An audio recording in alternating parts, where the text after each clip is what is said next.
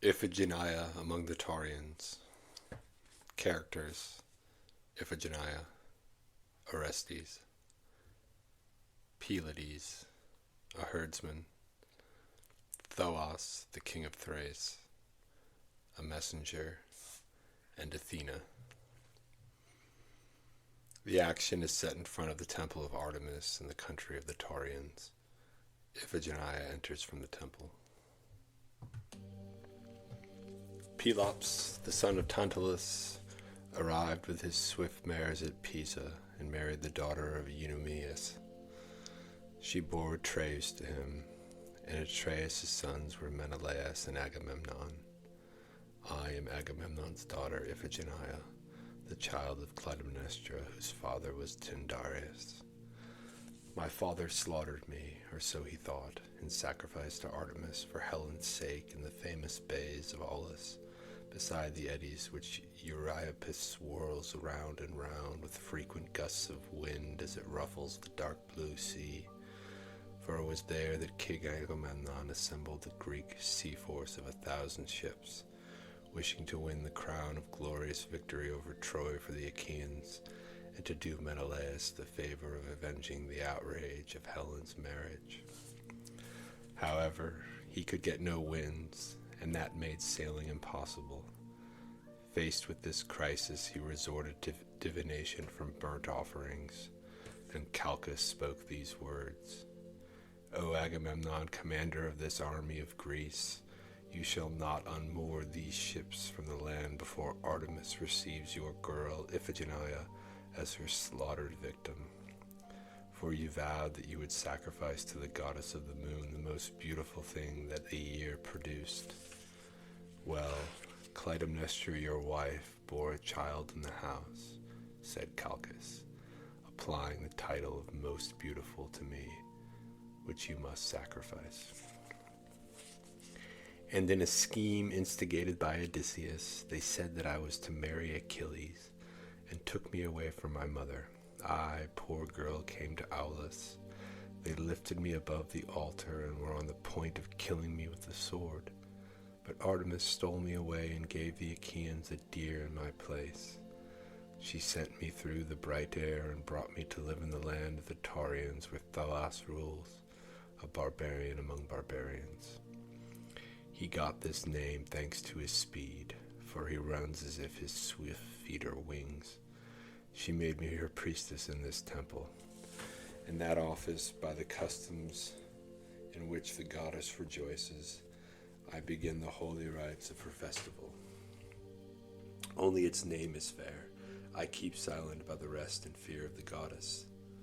For by the city's ancient custom I sacrifice any Greek man who puts to shore in this land. I begin the ritual slaughter, but the unspeakable deed is for others to perform inside this temple of the goddess. I shall tell to the air the strange visions which the night time brought me, and see if that brings any healing. In my sleep I seem to have escaped from this land, and to be living in Argos and sleeping in the middle of my girls at our maiden quarters. An earthquake shook the surface of the ground. I ran out, and as I stood outside I seemed to see the cornice trembling from on high and the whole roof thrown down in ruin from its topmost column. Only one supporting pillar of my father's house was left standing, so it appeared in my dream, and from its capital it let fall locks of golden hair and spoke with a human voice. Then I, in due observance of this art of killing strangers that I practice, sprinkled it with water as a victim doomed to death, weeping as I did, for this is how I interpret my dream. Orestes is dead. He was the victim that I sprinkled in preparation for sacrifice. The pillars of a house are its male children, and those on whom my holy water falls are killed. And I cannot apply my dream to any other relatives, for Strophius had no son on my death day. So now I wish to pour libations for my brother, separated though we are, that at least I can do, in company with my handmaidens, the Greek women who gave the king to me, whom the king gave to me. For some reason they are not here, I shall go inside this temple of the goddess where I live. Iphigenia goes into the temple. Orestes and Pylades enter. Take care. Watch out that there's nobody on the path. I am keeping my eyes open and looking around elsewhere. Pylades, do you think that this is the goddess's dwelling to which we steered our ship over the sea from Argos? I do, Orestes, and you must think so too. And this is the altar where drips Greek blood. Its coping is certainly red with blood. And do you see the hands hung up under the coping?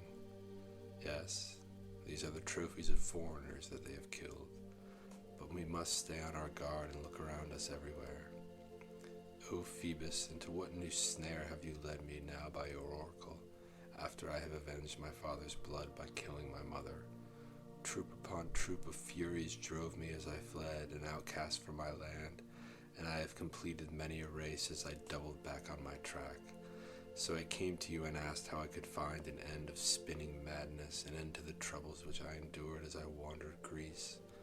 You told me to go to the shores of the Taurian land where Artemis, your sister, has her altars, and to take the image of the goddess which they say fell from the sky here into this temple.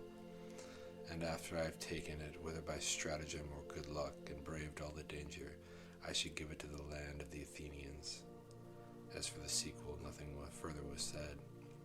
That done, I could breathe again after my labors. So in obedience to your orders, I have come here to an unknown, inhospitable land. And I ask you, Pylades, for you have shouldered this labor with me, what should we do? For you see the lofty walls which encircle the temple. Shall we climb up ladders? How could we avoid being seen? Or should we use crowbars to break open the bronze doors, though we know nothing about their bolts?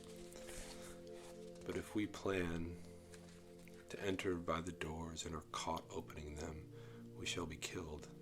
No, rather than die, let us flee on the ship on which we sailed here. My friend, to run away is intolerable, and we are not accustomed to behave in that manner. We must not hold the oracle of the god in dishonor. Let us slip off from the temple and hide ourselves in the caves which the dark sea swills with its waters, at a distance from our ship in case anyone spots our vessel and tells the king, and then we are seized by force. But when the eye of gloomy night has come, we must summon up the courage to take the carved image from the temple with all the cunning we can bring to the task. Look there. There is space between the Trifogles to let ourselves down. Brave men do not flinch from ordeals, but cowards never amount to anything. We have not rowed so far on our voyage only to turn back from our goal. Your advice is good, and I must follow it. We must find some place where the two of us can hide ourselves without being seen. I shall not be to blame for the failure of the god's oracle. We must not flinch. For the young, there is no excuse for shrieking a task, however heard. Orestes and Pylades go out. The chorus of captured Greek women enter, and Iphigenia comes out of the temple. Keep reverent silence, you who dwell by the two clashing rocks of the inhospitable sea. O daughter of Leo, Dictenia, goddess of the mountains, to your halls, the golden cornices of your temple with its lovely columns, I make my way, a pure virgin, slave of the pure priestess who holds your key. I have left the towers and the walls of Greece, famed for its horses, in Europe, with its wooded pastures, where my father and his father lived. Here I am. What news is there? What do you have in mind? Why have you brought me to the temple, O daughter of the king who went to the towers of Troy with his famous fleet, master of 1,000 ships, of numberless men in arms, the elder of the famous sons of Atreus? O you captive women, how sunk deep I am in lamentation, bitter lamentation, in my songs of mourning, ill-suited to the joyful lyre, with their music that is no music. My piteous elegy for my brother, disaster is my companion, disaster, as I bewail my brother's lost life. Such a vision, such a dream I saw in the darkness of this last night. For I am lost, utterly lost. the house of my fathers is no more. Cry sorrow for me, my family is all gone. Alas, alas for the woes in Argos. O you evil spirit who despoiled me of my only brother, sending him to Hades. To him I am about to sprinkle these libations on the ground's surface, from the mixing bowl devoted to the dead, streams of milk from mountain heifers, the wine of Bacchus, and the produce of the toil of the buzzing bee, which are poured to soothe the spirits of the dead. Give me the urn of gold which holds the libation for the god of the underworld. O son of Agamemnon beneath the ground, I send these offerings to you as a dead man. Accept them, for I shall not bring my golden hair to your tomb nor my tears. I have been sundered far from your fatherland and mine, where, as men suppose, I, wretched Iphigenia, lay slaughtered. I shall answer you, mistress, in song to your echo yours, crying out the barbarian dirge of Asian women, kneeling the wretched music for the dead, which Hades sings in his songs, where no triumphal chants resound. Alas for the house of Atreus' sons, the sceptred brilliance of your ancestral home. O sorrow is no more. Who of Argos' prosperous kings holds the sovereignty now? One treble after another darts upon the house, causing the sun's winged mares to veer round. Yes, the sun god altered his fixed course, shifting the brightness of his holy face. Different distresses have fallen upon the family's different branches because of the golden fleeced lamb. Murder has followed murder, griefs have piled upon griefs. From this source, from the children murdered long ago, springs vengeance on the house of Tantalus' descendants, and its evil spirit speeds with disastrous haste against you. From the start, the spirit that pursues me has been a spirit of bad fortune. From that marriage night when my father untied my mother's girdle, from the start, those goddesses, the fates presiding at my birth, tightened the thread of destiny around my childhood and made it bite. The unhappy daughter of Leda gave birth to me, the firstborn child of the marriage, and brought me up. But I was promised by a vow, destined to be slaughtered in a grim sacrifice, the outrage committed on me by my father. The Greeks set me down from a horse-drawn chariot on the sands of Aulis, a bride. Oh, sorrow, I was no bride for the son of the daughter of Nereus. Alas, but now I dwell a stranger in a barren land by an inhospitable sea. I have no husband, no child, no city, no friend, yet I was wooed by Greeks. I sing no song to Hera, the goddess of Argos. I do not embroider with my shuttle on the soft-voiced loom an image of an Athenian palace and the Titans, but I stain the altars as, to the hideous music of their screams, I send blood-boltered strangers to their doom. Pitiful are the cries they pour forth, and pitiful the tears they shed. And now I have forgotten all that, and I weep for my brother who has died in Argos. I left him still a baby, still young, still a child, in his mother's arms, and at her breast, Orestes, heir to the scepter of Argos. But look, here is a herdsman who has come from the seashore to tell us some news. Enter the herdsman. Daughter of Agamemnon and Clytemnestra, listen to the strange events which I shall report to you.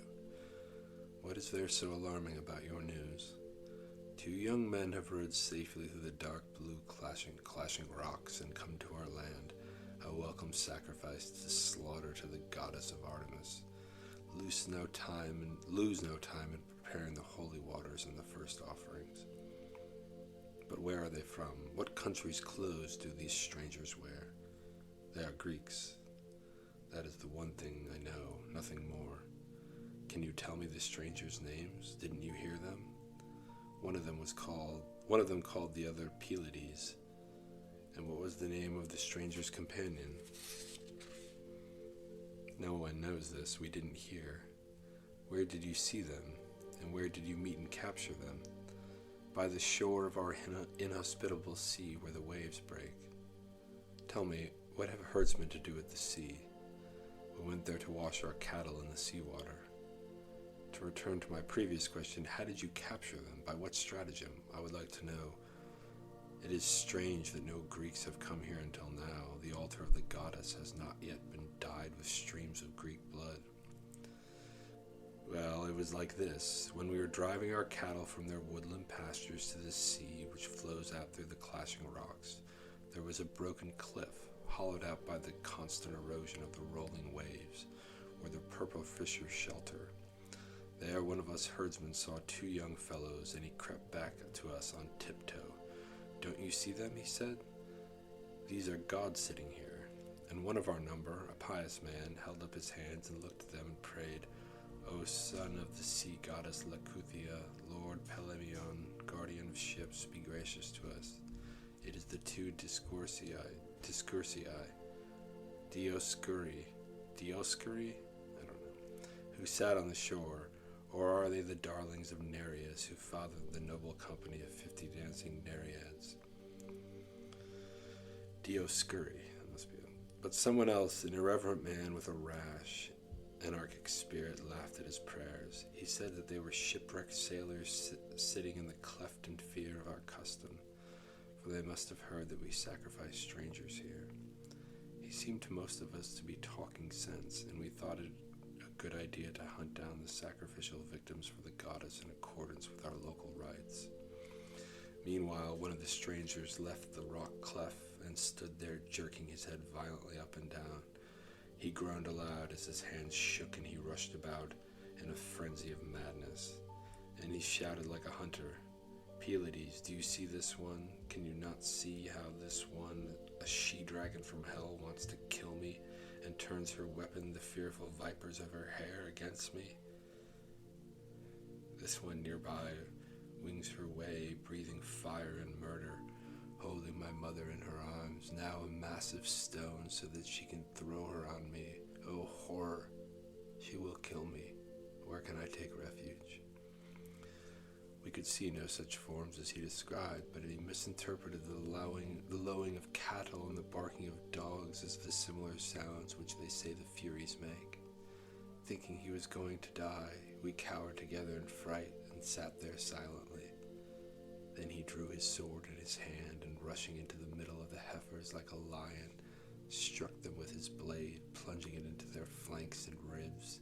He believed that he was keeping off the goddesses, the Furies, in this way, until the sea bloomed red with blood. Meanwhile, each one of us, as we saw our cattle falling to the ground, and amid this carnage began to arm ourselves and blew on spiral shells to summon the local inhabitants. For we thought that herdsmen would be no match for the strangers, who were fit, well-built, and young. Soon a large number of us had gathered. The stranger's pulse of madness was stilled, and he fell down, his chin dripping with foam. And when we saw that he had collapsed so conveniently, everybody energetically threw weapons and struck blows. But the second stranger wiped off the foam from his friend's face and protected his body by screening it with the sturdy material of his cloak. He was dodging the missiles which threatened to hit him and looking after his dear friend with dutiful attention. The stranger then regained consciousness, and leaping up from where he lay, he realized that a surge of enemies was rolling against them, and that imminent danger stared them in the face. He cried out in anguish.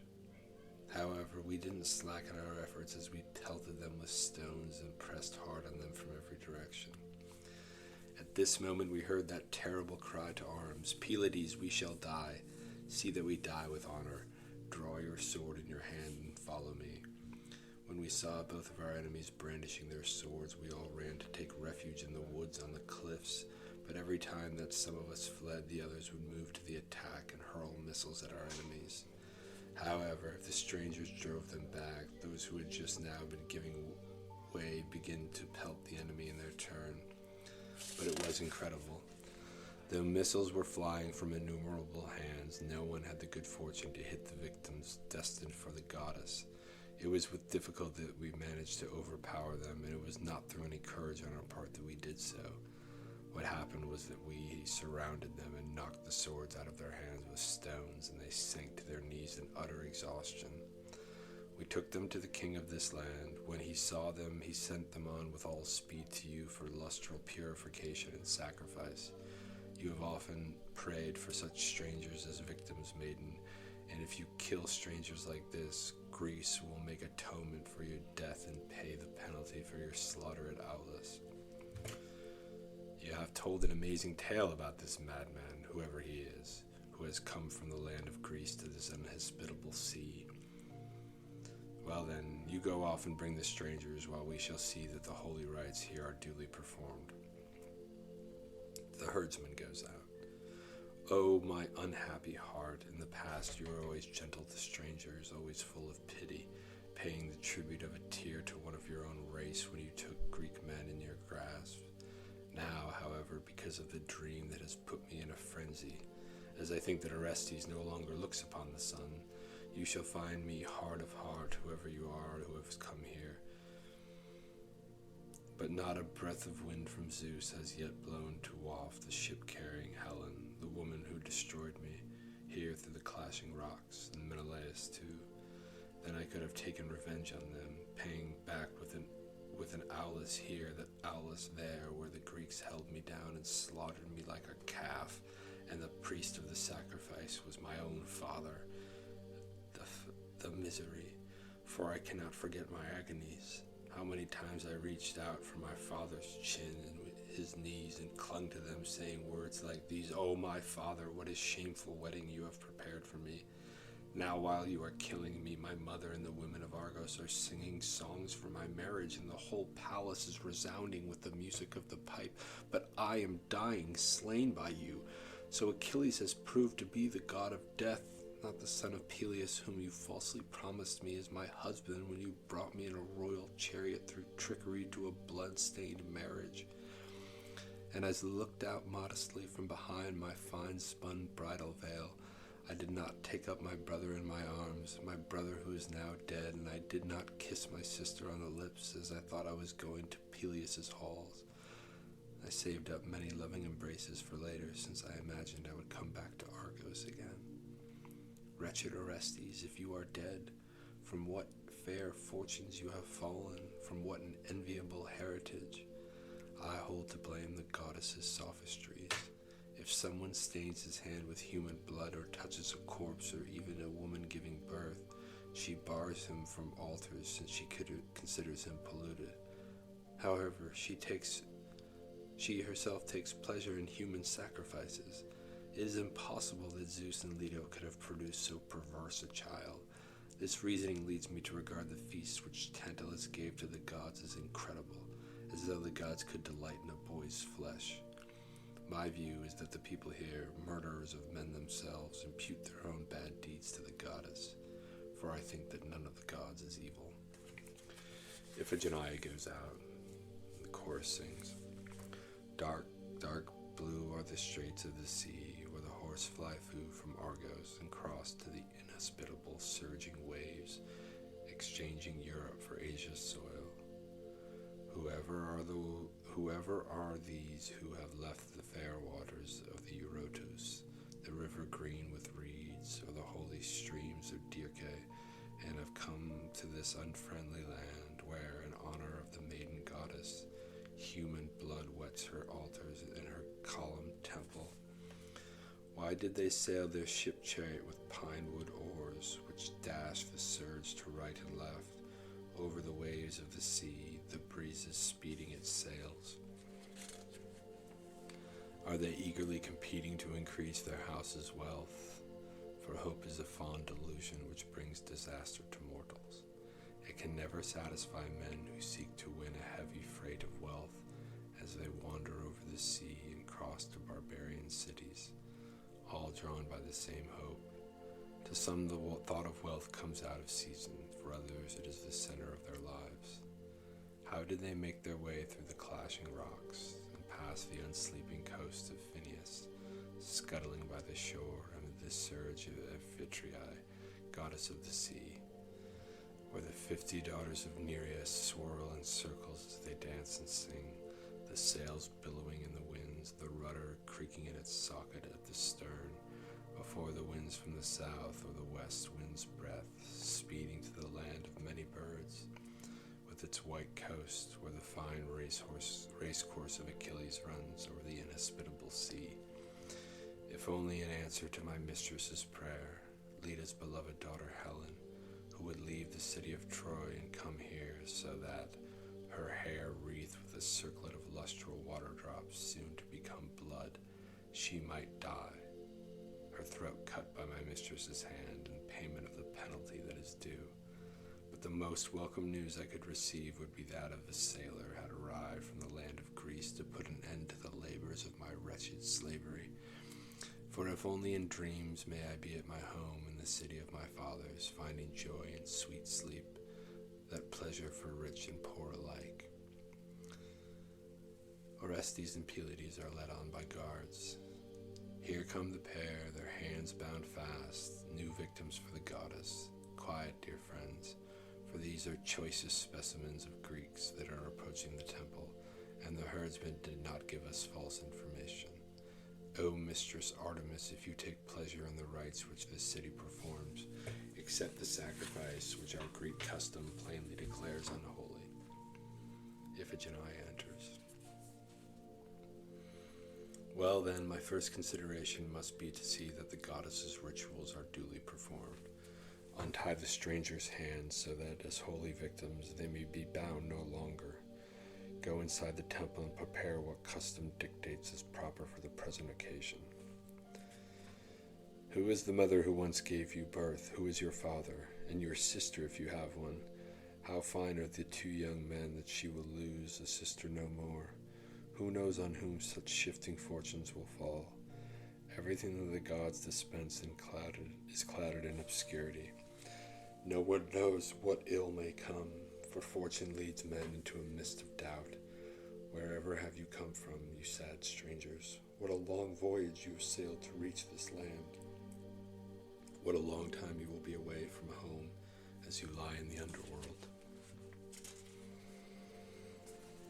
Why do you lament like this and bring sadness on yourself, whoever you are, lady, at the thought of sorrows which belong to us? Indeed, I'd hold a man a fool if on the point of killing he is willing to let pity conquer his fear of committing the act. A fool, too, the man who bewails his imminent doom when he has no hope of safety. To multiply one evil and make it two is to invite the accusation of folly, and to die all the same. We should let fortune take its course. Do not weep for us. We know the sacrificial rites of this place only too well. Which of you is called Pylades, that name by which he was addressed on the shore? I want to know that first. This man, if to know that gives you any pleasure. Of what Greek country is he a citizen? What good would it do you to learn this, lady? Are the two of you brothers, both from the same mother? We are brothers in love, lady, not in blood. And you, what name were you given by your father? By rights I should be called unfortunate. That is not what I am asking. You must put that down to fortune. If I were to die without a name, no one could mock me. And do you grudge me this? Are you really so proud? Your business is to sacrifice my body, not my name. Will you not tell me what your city is? No, for what you are asking will not profit me. I am about to die. But what prevents you from doing me this favor? I boast that my country is the famous land of Argos. In the god's name, stranger, are you really from there? Yes, from Mycenae, which was happy once. You left Argos, yet your arrival here is welcome to me. Not to me, though. If it is so to you, that's your affair. Did you set sail from your country as an exile, or was it something else? In a way it was exile, but I both wanted and did not want to go. Will you tell me something I am eager to know? Yes, for to do that is nothing when set beside my misfortune. Perhaps you have heard of it, Troy, a city famous the world over? How I wish I'd never heard of it, not even seen it in a dream. They say it no longer exists, that war has destroyed it. That is so. What you have heard has come to pass. And has Helen gone back to Menelaus' house? She has, and her return has brought no good to any one of her family. Where is she now? I too nurse a grudge against her. She lives in Sparta with her former bedfellow. Oh, hateful Helen, hated by all the Greeks, not me alone. I too won some joy from her marriage to Paris, and the Achaeans came back home as I was told. How short your question is, yet how comprehensive. Yes, I want to get this information from you before you die. Question me closely then, since that is what you desire, I shall answer you. Did someone called Calchas, a seer, return from Troy? No, he died, as the report goes among the Mycenaeans. O Lady Artemis, how just is that? What then about Laertes' son, Odysseus? He has not yet returned home, but he is alive, as the report goes. May he perish, may he never return to his father's land. Do not curse him, he and all his fortunes are plagued by disaster. And is the son of Thetis, Nereus' grandson, still alive? No, he is not. His marriage at Aulis was no use to him. Yes, that marriage was a trick, as those who suffered from it know. Whoever are you?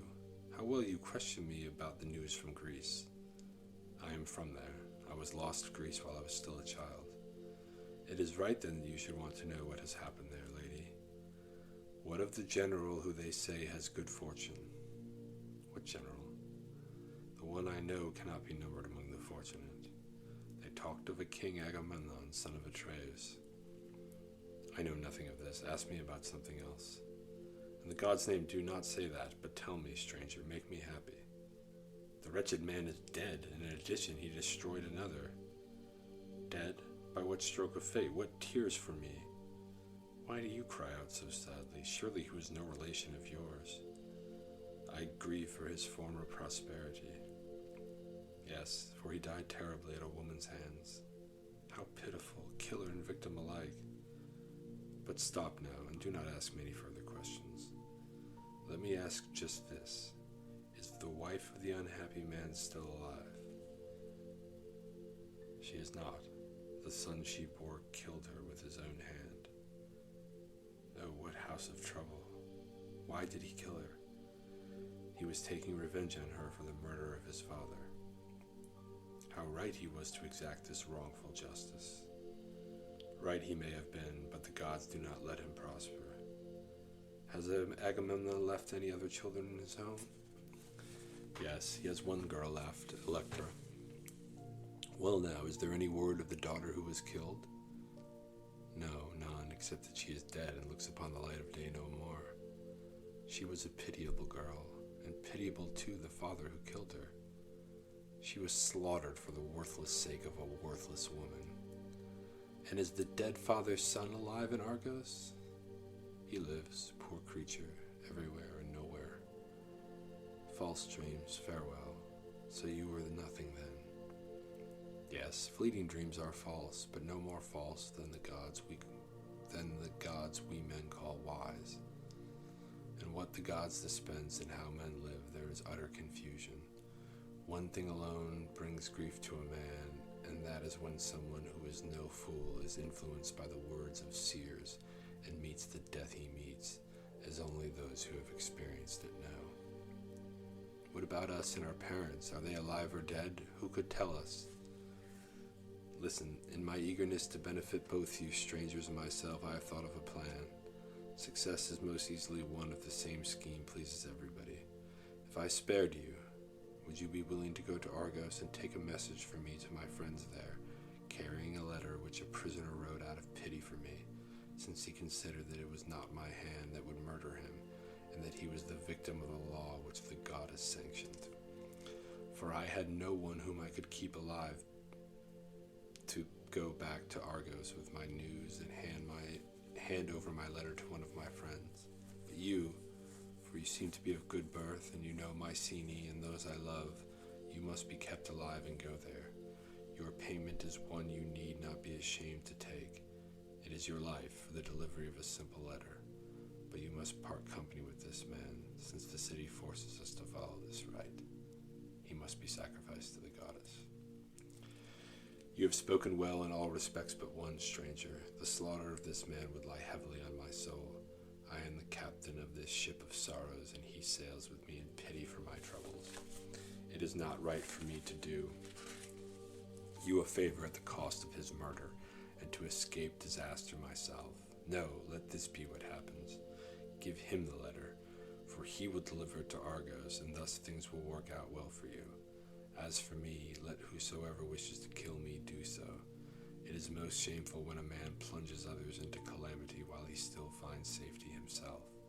Here stands my friend. I hold his life as dear as my own. O admirable spirit, what a noble family you have sprung from. You are a true friend to a friend. I pray that the brother I have left to me may be such a man. For I have a brother too, strangers. It is simply that I cannot see him. Since this is what you wish, I shall send this man with the letter, and you shall die. You must have conceived a great desire for death. Who will sacrifice me and steel himself to the dreadful deed? I shall. I hold this sacred office of the goddess. An unenviable one, maiden, and a far from a happy one. I have no choice. There is a set of rules I must observe. Do you make the sacrifice with the sword yourself, a woman killing men? No, but I shall pour the water of purification on your hair.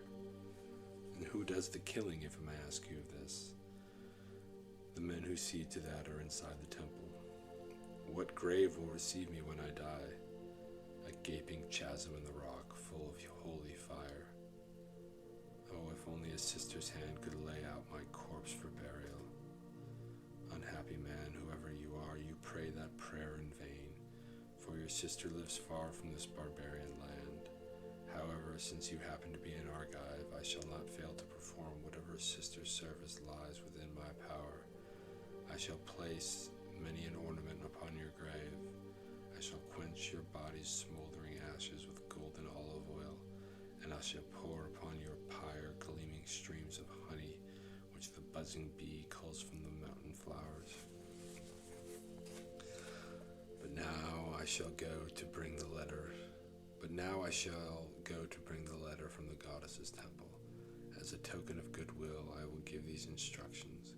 Guard these men attendants, but without tying them up. Perhaps I shall send undreamt of news to a friend in Argos, the man I love best, and the letter will announce to him that one whom he thinks dead is still alive, and bring him unbelievable joy. I lament for you, consigned to the care of drops of holy water, drops of blood. No, this is no cause for pity. You must rejoice, strangers. We count you happy for your blessed fate, young man, for you will walk again upon your native soil. It is wrong to envy friends when their friends are dying.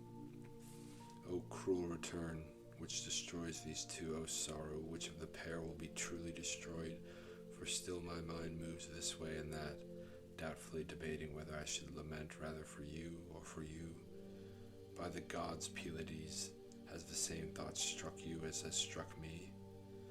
I don't know. I cannot answer your question. Who is this maiden? How like a true Greek she was as she questioned us about the sufferings at Troy and the return of the Achaeans, about Calchas, that expert in bird auguries, and famous Achilles, and how she pitied wretched Agamemnon and asked me about his wife and children.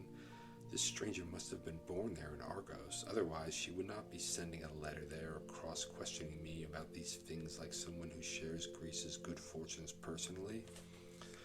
I had almost myself reached that same conclusion. There is just one thing I do not agree with you on. All who have had dealings with the world know about the tragedies of kings. However, I have been considering another point as well. What is it? You will clarify your own ideas by sharing them. It brings me shame to look upon the light of day if you are dead. I sailed here in your company, and in your company I must die, for I shall win a reputation for base cowardice in Argos and the Phocians' many valleys, and I shall be thought by most men, since most men are malicious, to have come back safely a sole survivor by betraying you, or even to have killed you while the fortunes of your house were sick, contriving death for you to win your throne. After all, your sister and your heiress is my wife. These things fill me with fear and shame, and my mind is made up.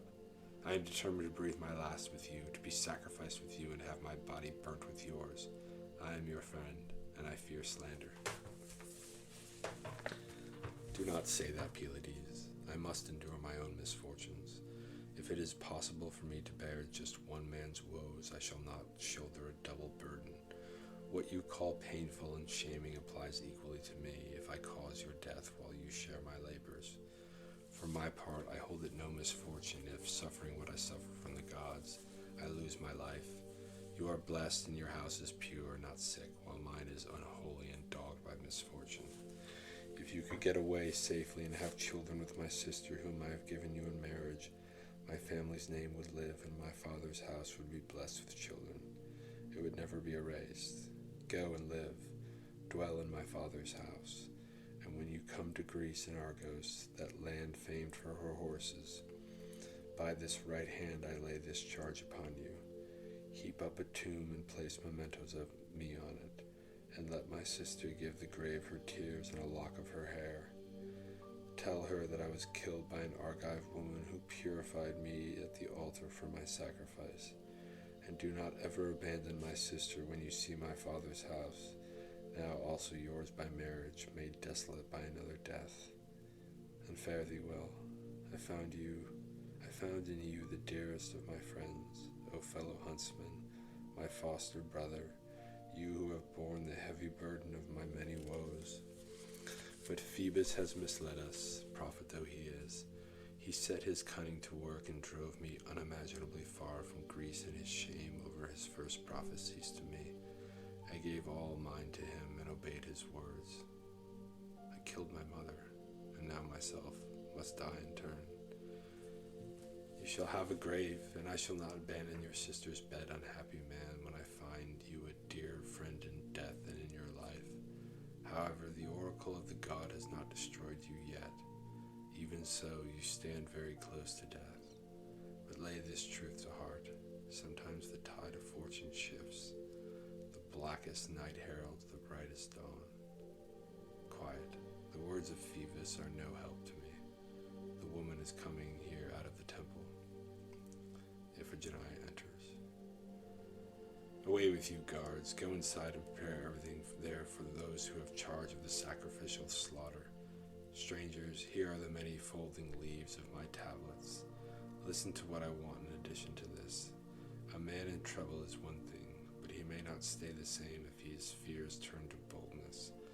I am frightened that when the man who is going to take my letter to Argos has got safely away from this land, he will simply forget about it. What do you want then? What is the problem? Let me give him an oath that he will carry this letter to Argos, to the friends I wish to send it to. Will you in return swear an oath to him as valid as his own? What do you want me to swear? Tell me. To send him away from this barbarian land alive. I cannot object to that, for how else could he deliver my message? Will the king allow this? Yes, I shall persuade him, and I myself shall put the stranger on board his ship. Swear, and you speak out the sacred oath for him to repeat. He must say, I shall give you this letter to your friends. I shall give this letter to your friends. Hello? And I shall bring you safely beyond the dark blue rocks. What god will you swear by to bind you to your promise? By Artemis, in whose house I hold my holy office. And I shall swear by the King of Heaven, Almighty Zeus. And if you were to break my oath and wrong me, may I never return to Greece. And what penalty for you if you do not send me away safely? May I never set foot again in Argos. Now let me tell you something which we have overlooked. Share it at once if it will be helpful. Allow me this exception. If the ship is wrecked and the letter disappears along with the cargo in the surging waters, while I save myself alone, grant that this oath of mine will no longer be binding.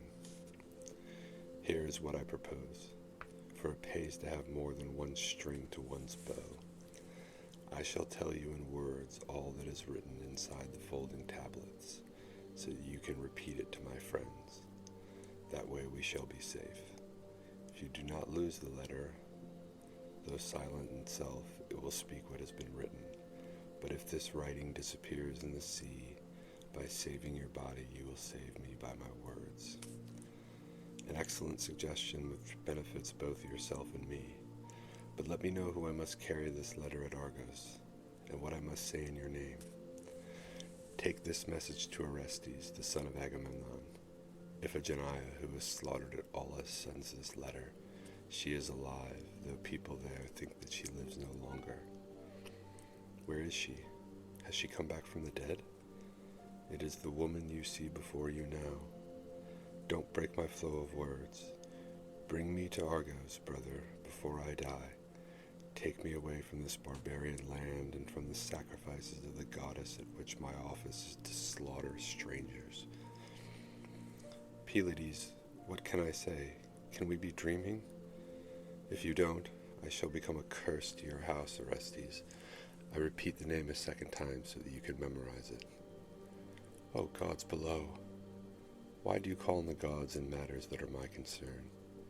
It is nothing. Finish your message. My thoughts were wandering. Perhaps as he questions you, Orestes will begin to find what you say incredible. In that case, say, the goddess Artemis kept me alive by putting in my place a deer, which my father sacrificed, believing that he drove his sharp sword into me. She brought me to live in this land. Here is the letter, and that is what the writing in the tablet says. O maiden, how easily I can fulfill the oath with which you bind me. How nobly have you sworn. I shall lose no time in making good the oath that I have taken. Look, I am carrying and delivering the letter to you, Orestes, from your sister here. I accept, but I shall set aside the folding tablets and lay hold on my joy without words.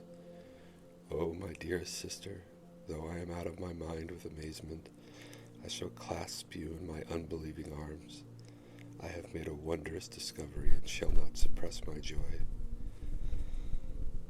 Stranger, it is not right that you should defile the attendant of the goddess by embracing her holy robes. O sister, daughter of Agamemnon, my father and yours, do not turn away from me. You have your brother, though you thought you would never have him again. You? What? My brother? No, stop. He lives in Argos. Your brother is not there, poor woman. But did this Spartan daughter of Tyndareus really give you birth? Yes, and her husband was the grandson of Pelops. He was my father. What are you saying? Do you have some proof of this to offer me? I do. Ask me some questions about my father's house. No, you must speak, and I shall listen. First, I should tell you something that I heard from Electra. You know that a feud arose between Atreus and Thyestes. Yes, I heard about that. The quarrel was about a golden lamb. Do you remember weaving this feud in your fine textured web? Dearest man, you touch a chord in my memory. And you pictured in your woven work the sun turning back its course. I wove that picture too in the web's delicate thread. And do you remember the nuptial water which you received from your mother for your marriage at Aulis? I do. My splendid marriage did not take that away from me. And another thing, do you remember giving someone a lock of your hair to take to your mother?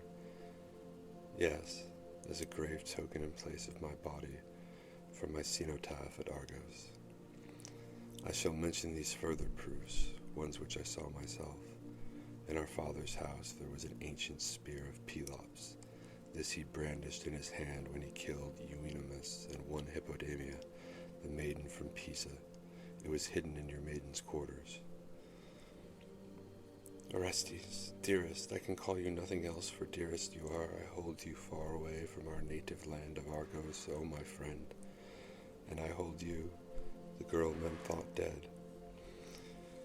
Tears and weeping mixed with joy make your eyes wet, wet mine. You are the child I left at home, just a baby, in your nurse's arms. Oh, my soul, happier than words can express, what can I say? Beyond wonder, beyond speech is what has come to pass. May we be happy with each other for all time to come. The joy I now feel is strange, my friends. I am afraid that Orestes may fly out of my arms into the sky above. O hearth of the Cyclops-built palace, O fatherland, beloved Mycenae, I give you thanks for Orestes' life, thanks for his nurture, for you have brought up this brother of my blood to be a light to save our house. Our birth may be glorious, sister, but when you look at what we have suffered, we were born to lives of misery. I remember, Iphigenia, the wretched, remember the day when my father, wretched at heart, thrust his sword at my neck. Alas, I was not at Aulis, but I see you there in my mind's eye.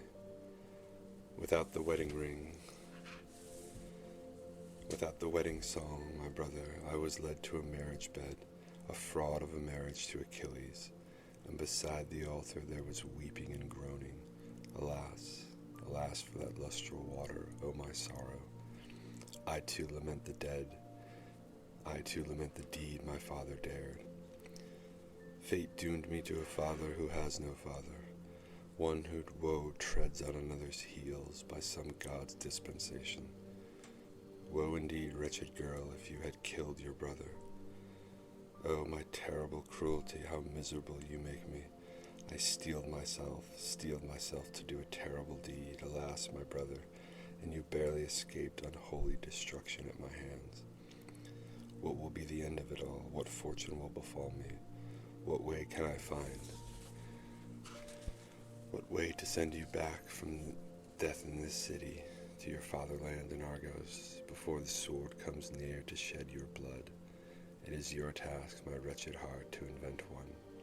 Should he go by land, not on a ship, but on storm's swift feet, then you will make your way through barbarian tribes along pathless tracks, a hair's breadth from death. No, you must go along the journey through the dark blue rocks that guard the narrow strait and flight on your ship. Unhappy, unhappy Iphigenia, what god or mortal, or what unlooked-for chance could find a way where there is no way, and bring the two of us, the last of Atreus' descendants, released from our troubles. I saw this with my own eyes. I did not hear it from a messenger. It is truly wonderful, beyond what words can express. Orestes, it is natural that loved ones should embrace each other when they see one, but you must stop these laments and tackle the problem of how we can seize the glorious light of safety and leave this barbarian land. For when wise men find an opportunity given to them by chance, they must seize it and not allow themselves to be pleasantly diverted. Your words show good judgment. Indeed, I think that fortune is working with us to secure our escape. When a man shows eagerness, it is fitting that the gods should help him. You won't stop me asking questions. First, I want to know what kind of life fate has given Electra, for everything I can learn about her will be precious to me. She lives with my friend here. Her life is happy. And where is he from? Whose son is he? Strophius the Phoenician is his father. Is he the son of Atreus' daughters, and thus my kinsman? Yes, he is your cousin, and my one true friend. He was not born at the time my father tried to kill me. No, Strophius was childless for some time. I give you greetings, O husband of my sister. Yes, and my savior too, not just a relative. How did you dare to do that terrible deed? She was your mother. Let us say nothing about that. I was taking revenge for my father. And what was the reason that she killed her husband? No, sister, let our mother be. It is no good for you to hear about her. And then I say no more. Does Argos look to you for protection? Menelaus is now ruling there, for I am a fugitive from my fatherland. Surely our uncle has not done outrage on our house in its sickness. No.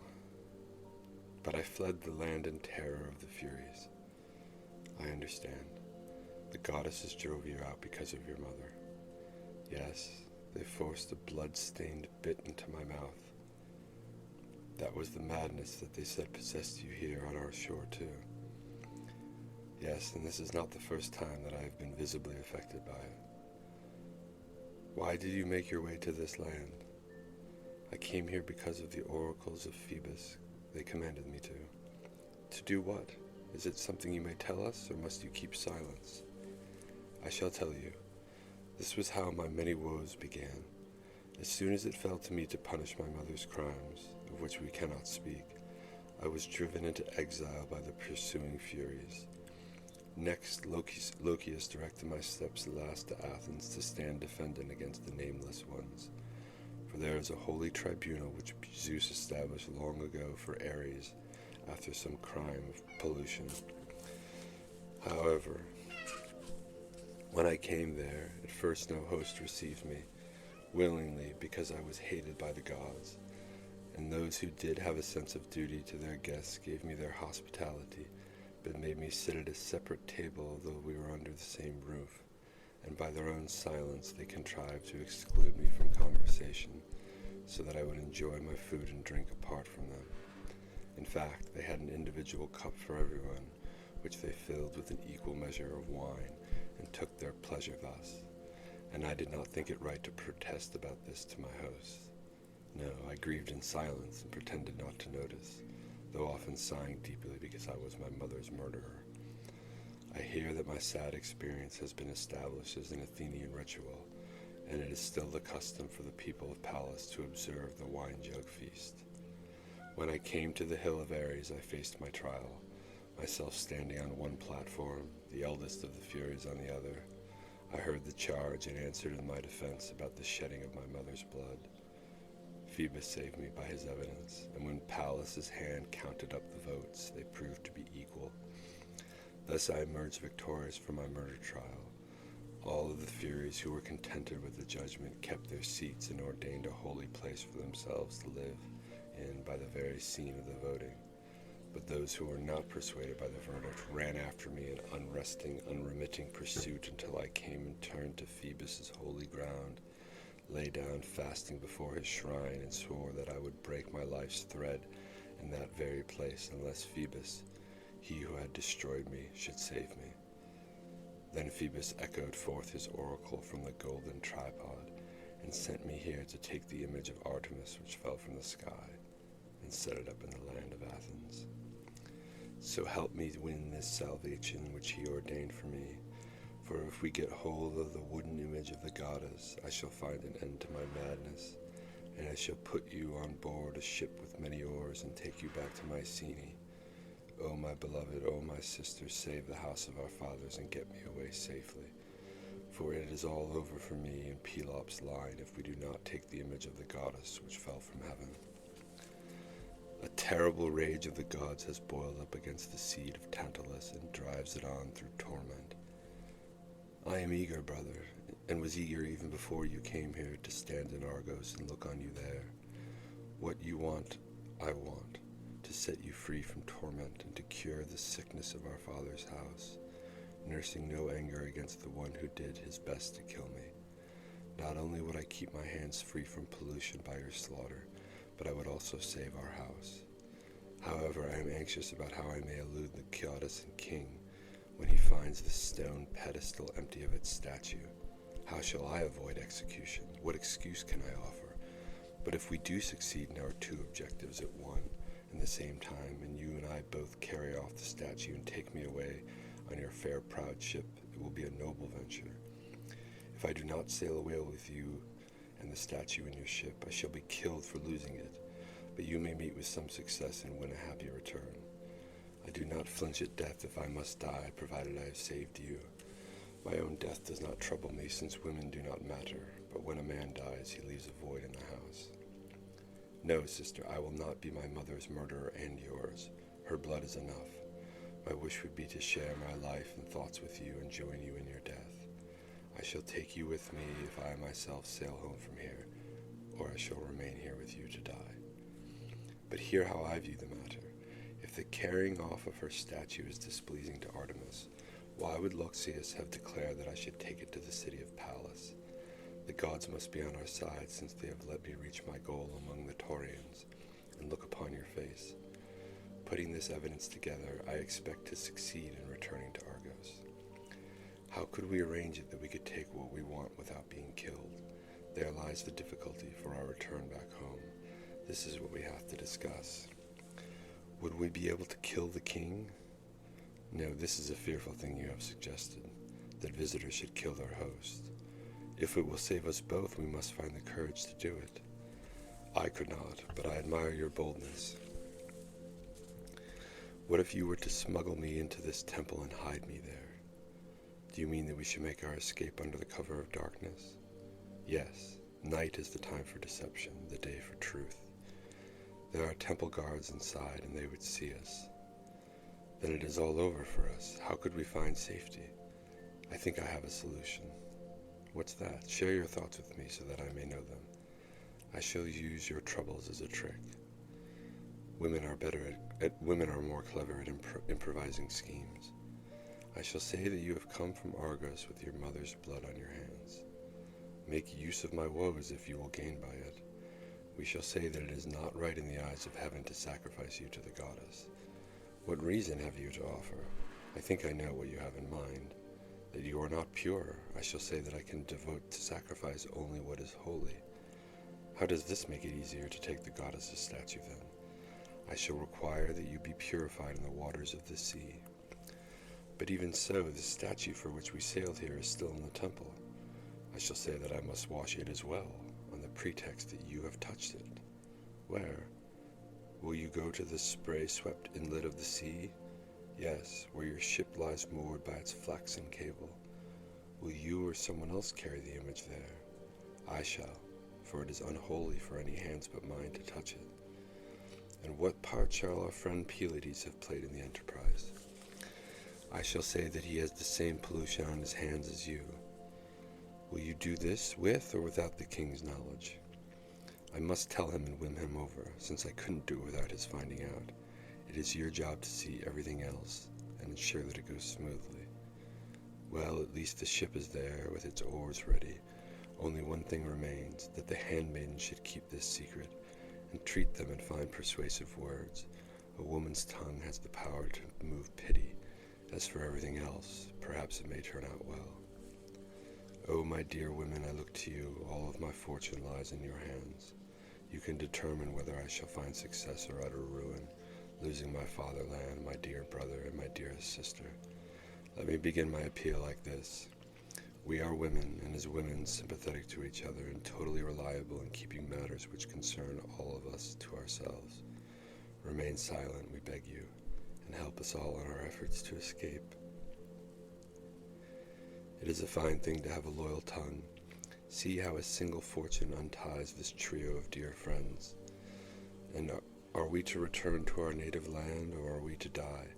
If I escape, I shall bring you safely to Greece, so that you too may share in my good fortune. You I beseech by your right hand, and you, and you, and you by your dear face and knees, and all that is most precious in your homes, your father, your mother, children if you have them. What do you say?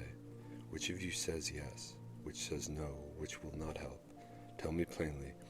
If you do not grant me what I ask, all is over for me and my unhappy brother. Take heart, dear mistress, save yourself, that is all that matters. May great Zeus be my witness, I shall keep silent about everything as you bid. Bless those words, I wish you happiness. Both of you must play your part now and go into the temple, for the ruler of this land will arrive at any moment to see if the sacrifices of the strangers has been performed. O Artemis, my mistress, who saved me from my father's murdering hands by the bays of dreadful Aulis, save me now. And these men too. If you do not, you will cause mankind no more to hold the words of Loxias true. Be gracious to us and come from this barbarian land to Athens. It is not fitting for you to dwell here when you can live in a blessed city. Iphigenia, Orestes, and Pylades go into the temple. The chorus sings. You halcyon birds who sing a lament for your fate, by the rocky cliffs of the sea, a cry which those who know sorrow well can easily understand. Because you sing of your husband always in your songs, I, a bird without wings, liken my dirges to yours, as I long for the festival gatherings of the Greeks, long for Artemis, goddess of childbirth, who dwells by Mount Sithius, by the featherly palm tree, in the flourishing bay, in the youthful sacred shoot of the green pale olive, dear to Leto in her travail, and the lake that whirls its waters round in a circle, where the melodious swans pay service to the muses. Oh, those streams upon streams of tears which fell down my cheeks when I was taken from my city's ruined walls in the enemy's ships, the plunder of oars and spears purchased for plentiful gold. I came to a barbarian land where I serve the handmaiden of the goddess who hunts and kills the deer. The girl who is Agamemnon's daughter serves the altars where no sheep are sacrificed, and envy those who have always been unfortunate. Those who have grown up with necessity are not distressed by it. Misfortune lies in change, to fall to grief from happiness, that makes life grim for mortals.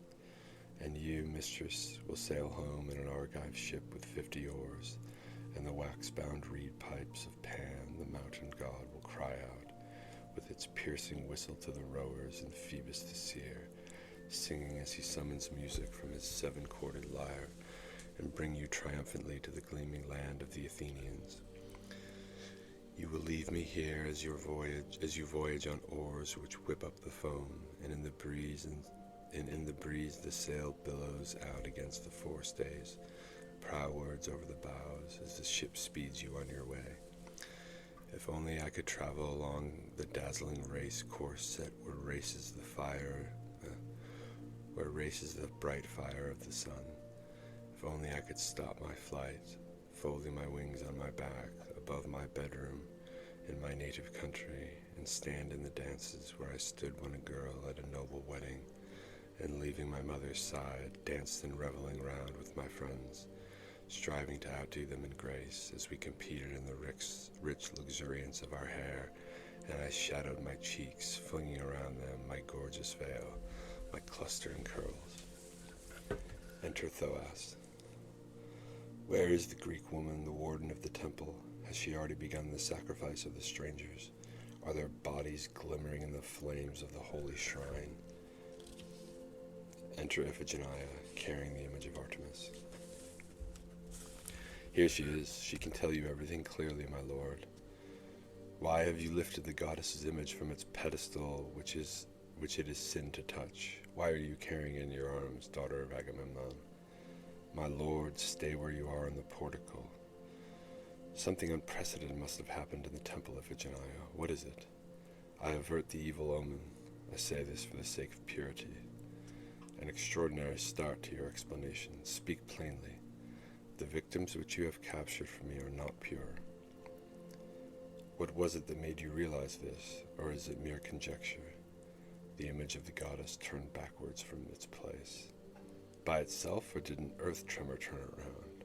By itself, and it closed its eyes. What was the cause? Was it the stranger's pollution? Yes, that was the only cause, for the two of them have done terrible things. Can it be that they killed someone on the shores of our barbarian land? No, they came here polluted by kindred blood which they had shed. Whose blood? They killed their mother. Both of them held the sword. By Apollo, no one would have dared to do this even among the barbarians. They have been chased out of the whole of Greece. Is it because of this that you are taking the statue outside? Yes, out under the holy air to free it from the stain of bloodshed. How did you realize that the two strangers were polluted? I questioned them when the image of the goddess turned backwards. The wise child of Greece to see so sharply. Even so, they dangled an attractive bait to catch my heart. What, by telling you some pleasant news from Argos to put a spell on you? Yes, that my only brother Orestes enjoys good fortune. Their motive, of course, being to make you happy at the news that you would spare them. They also told me that my father is alive and well, and you naturally took the goddess's part. Yes, because I hate the whole of Greece, the land that destroyed me. What should we do about the strangers then? Tell me. We must show reverence to the hallowed custom. Is not the holy water ready then in your sword? I wish to wash them first with sacred water of purification. Water from the spring or from the salt sea spray? The sea washes away all that is bad from men. Of course, then of course they would then die as a more holy sacrifice for the goddess. Yes, and what I am doing will have a happier outcome. Well, don't the waves break close to the temple here? We must be on our own, for I shall perform other rituals as well. Take them where you wish. It is not my custom to watch the holy mysteries. I must also purify this image of the goddess. Yes, indeed, if the stain of matricide has touched it. It has, for otherwise I would not have lifted it from its pedestal. Your piety and your forethought are right and proper. Let me have what I need to know. It is up to you to tell me this. You must tie up the strangers, Thoas. But where could they go if they escaped from you? You cannot trust a Greek.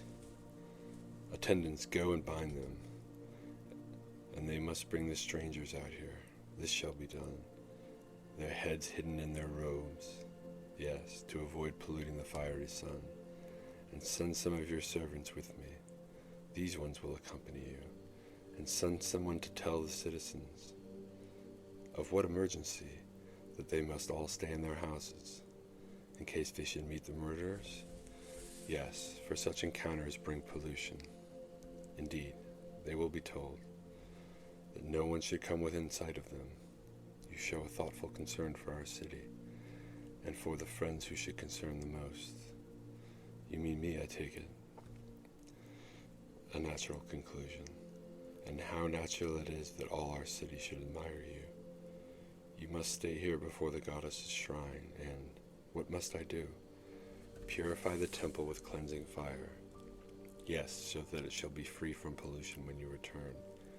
And when the strangers come outside, what should I do? Hold your cloak in front of your eyes. Oh, I see, so that I receive no pollution. And if I seem to be taking too much time, how long should I wait? Do not be surprised.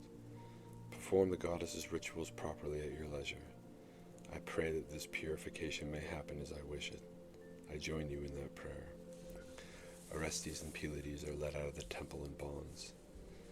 But look, now I see the strangers coming out of the temple in the sacred robe and adornments of the goddess's image, and newborn lambs, so that I may wash away the pollution of bloodshed with their blood, and flaming torches and everything else that I prescribe for purifying the strangers and the goddess. And I bid the citizens to shun this pollution, all whose hands are consecrated to the goddess as wardens of her temple, all who have come to offer sacrifice for marriage, and all who are heavy with child. Fly from hence, stand far off, so that this defilement may fall on no one. O virgin queen, daughter of Zeus and Leto, if I wash you queen of these men's blood pollution and make my sacrifice where it is proper, you will dwell in a pure temple, and we shall be blessed. The rest I shall not say, yet I know all is plain to the gods, who know more than is spoken, and to you too, goddess. Thoas enters the temple. Iphigenia, Orestes, and Pylades go out. The chorus sings. Glorious is Leto's son, whom she bore long ago, in the fertile valleys of Delos, god with the golden hair, skillful master of the lyre, whose joy in the bow's sure aim. His mother, leaving the famous high birth, brought her son from the sea-beaten ridge of Mount Cthynius to the summit of Parnassus, mountain of torrential waters, fellow reveler with Dionysus. Here the python, its face like wine, its back glinting with many a hue, lorded it in the grove, lush with the bay trees shadowing greenery, a gigantic monster born from the earth, guarding the earth's oracle. Still a child, while you still frisked in your loving mother's arms, you slew it, O Phoebus, you took possession of the sacred oracle, and now sit on the holy tripod, dispensing to mortals on your throne of truth, divine oracles from your shrine hard by Castalia's flowing waters, your temple site in the middle of the world. But since he had dispossessed Themis, child of earth, of the sacred oracle, Earth herself engendered night visions, dreams which told to the cities of mortals all that would come to pass soon and hereafter, told them in sleep as they lay in dark earth beds, and thus the earth goddess wrested away from Phoebus his honor as a prophet as she jealously championed her daughter. But Lord Phoebus, rushing on swift foot to Olympus, clasped the high throne of Zeus in his infant arms, and begged him to banish the rage of the goddess of earth from his home at Delphi. And Zeus laughed because his son had come to him at so tender an age, eager to receive worship with all the gold it brought. And he shook his locks as he promised to end the voices of the night. And he removed from mortals dream revelations of truth, and restored to Loxias his tribute of honor, and to mortals their confidence in his oracle's chants, at his throne thronged round with all its visitors. Enter a messenger. O temple guards and ministers of the altar, where is Thoas, the king of this land? Open up the closely bolted gates and call the country's ruler out of the temple. What is it, if I may presume to speak uninvited? The two young men have got clean away thanks to the schemes of Agamemnon's daughters. They have stowed the sacred image in the hold of a Greek ship and are making their escape from this land. What you have said is incredible, but the king of our country, whom you wish to see, has rushed off from the temple. Where to? He must be told what is happening. We don't know, but go and follow him and tell him what you have to report wherever you find him. See the duplicity of the female sex. You too have played your part in this business. You are mad. What have we to do with strangers? Off with you to the palace gates as fast as you can go. Not until somebody here can tell me whether the ruler of this land is inside or not. Ho there, open the bolted doors. I'm talking to you inside, and tell our master that I am here at the gates with my heavy cargo of bad news. Thoas enters. Who is causing this uproar at the temple of the goddess, pounding at the gates and making the interior resound? These women were lying to steer me away from the temple. They said that you had gone away, so you were inside after all. What were they hoping to gain by this? I shall tell you about them later. Listen to the urgent information. Iphigenia, the maiden who served the altar here, has gone from this land with the strangers and taken the holy image of the goddess. The purification ceremony was a trick. What are you saying? How did she manage it? She is saving Orestes. You will find it amazing. Orestes, the son of Tyndareus' daughter, do you mean? Yes, the man the goddess has dedicated to her altar. What stronger name can I find for it than sheer wonder? Don't go searching for a different word, but listen to me. Take a clear-eyed view of the situation, and as you listen, think up some method of pursuit by which we can hunt the strangers down. Speak, for you talk good sense. It is no short voyage on which they sail as they flee, and they will not escape my ships. When we came to the seashore where the ship of Orestes stood at its hidden mooring, the daughter of Agamemnon motioned to us. The men you sent with her to hold the strangers' bonds, bidding us to stand far away, as though she wished to offer the mysterious rites of purification, which she had come to perform, while she walked on her own behind us, holding the strangers' bonds in her hands. And this struck me as suspicious, though it did not worry your servant's master. After a time, in order that we should think that she was doing something significant, she raised a loud cry and started singing outlandish laments like a witch, pretending that she was washing away the pollution. But when we had been sitting there a long time, we began to be afraid in case the strangers broke loose, killed her, and took flight. However, fearing to see the rites that we should not see, we went on sitting there in silence.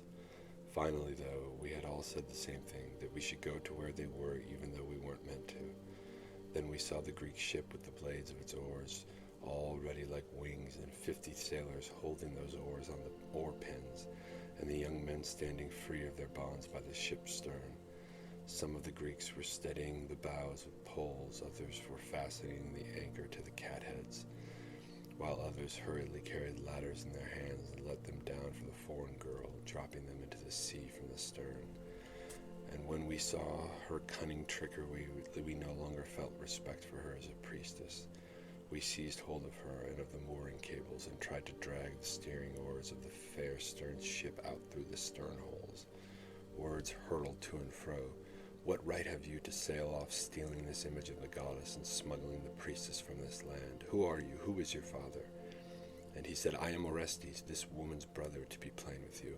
I am the son of Agamemnon, and here I have my sister whom I lost from home and am taking away with me.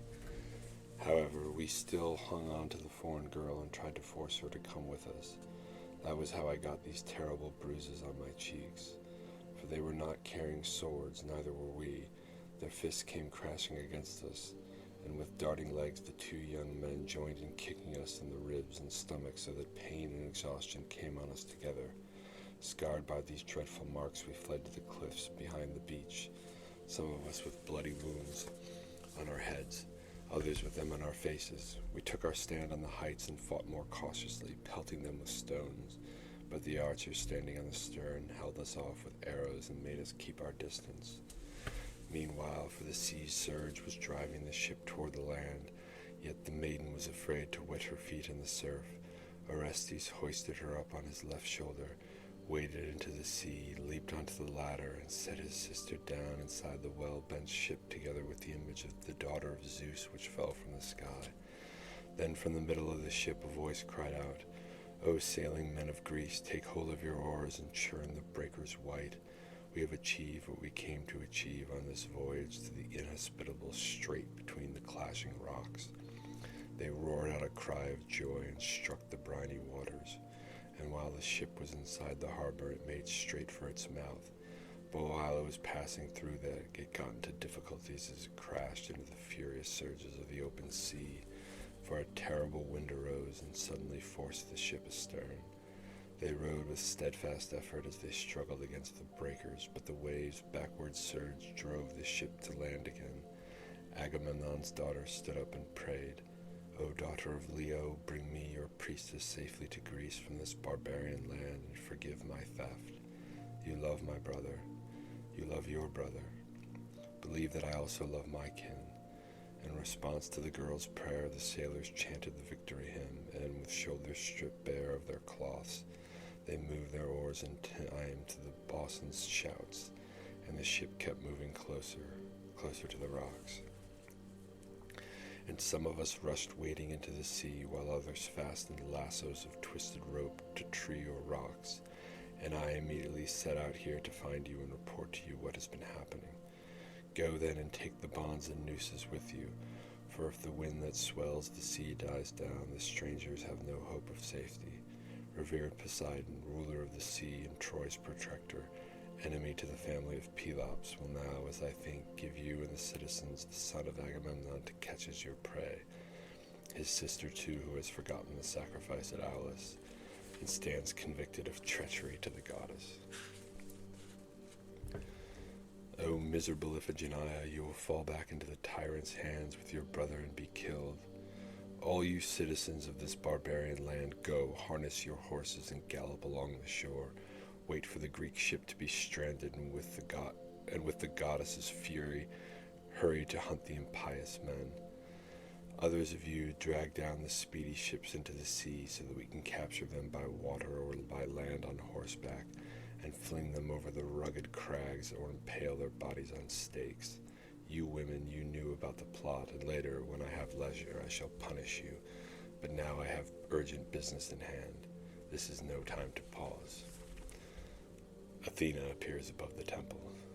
Where are you going in pursuit of the strangers, King Thoas? I am Athena, hear my words. Stop your pursuit, hold back your army's flood. It was fated by the oracle of Loxias that Orestes should come here as he fled the Furies' anger, to take his sister to Argos, to bring the sacred image to my land, and find relief from the sufferings that afflict him now. This is what I have to say to you.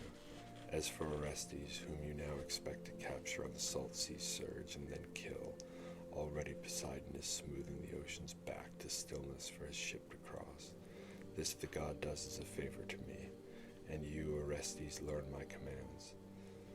For you can hear my divine voice, though you are not here.